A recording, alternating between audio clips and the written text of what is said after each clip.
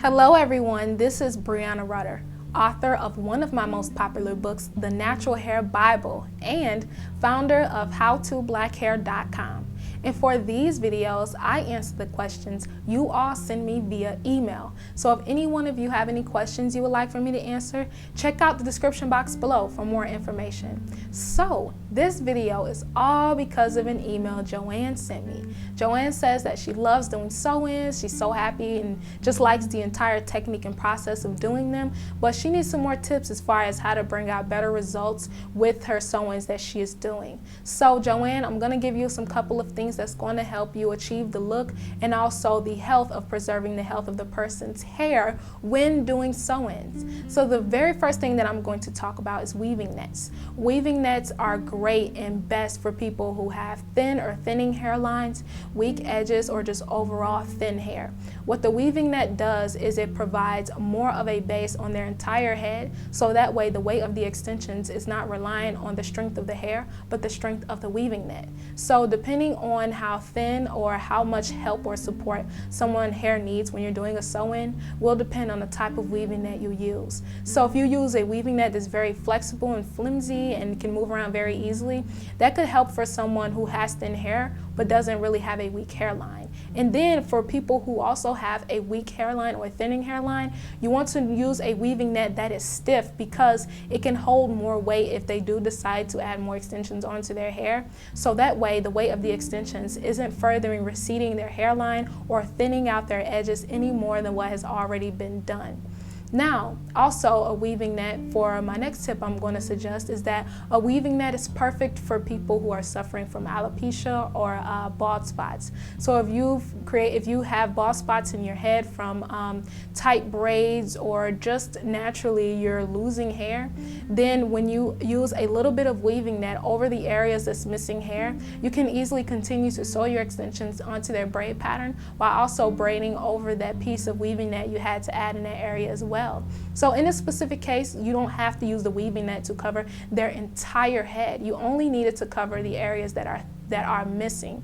And then also for someone with alopecia, the varying effects of what alopecia does to you, it varies from person to person. So if you're losing hair around your hairline or you're losing hair in different areas or bald spots throughout your head, if you use just a little bit of weaving net to fill those areas, you don't have to apply a weaving net to your entire head, just the areas that need be.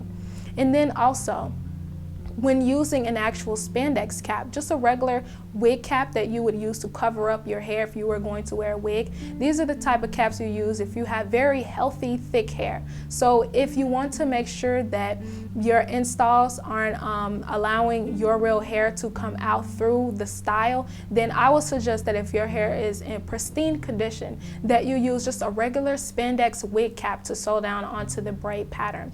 Most people do not like to sew their extensions onto their braids by themselves because they want an extra barrier of protection to stop their braids from kind of unloosening or any loose hairs they may have had from their scalp peeking through their style. So that's why a spandex wig cap would be helpful for someone who has very healthy hair in good condition, but they want to make sure that all of their hair is staying contained underneath the wig cap, so that way it's not intermingling with the weft of their extensions.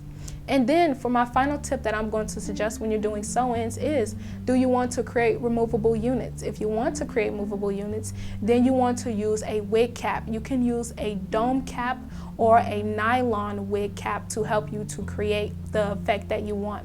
A spandex wig cap is very thin and you can really see through it. It's almost like the same makeup of a pantyhose. But a nylon wig cap or a dome wig cap is very thick and sturdy. And sometimes, depending on the kind you use, it will have a little bit holes throughout the cap if you want to make sure that there's more circulation onto the scalp as well. But it really doesn't matter the specific type of wig making cap you use. You just want to make sure it's a nylon wig cap or it's an actual dome cap because they're thicker and more sturdy to last throughout multiple installs if you want to create a removable unit.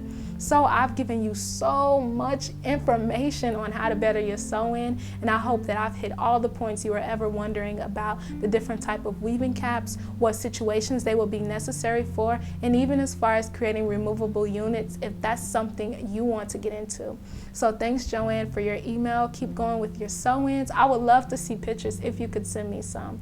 And also, thank you all for watching. I hope that you guys have learned something from this as well, whether you just want to learn how to do different styles or you just wanted more help as far as the different products it takes to achieve different looks with your sew-ins or removable units. So thanks, and until next time, I will see you all in my very next video.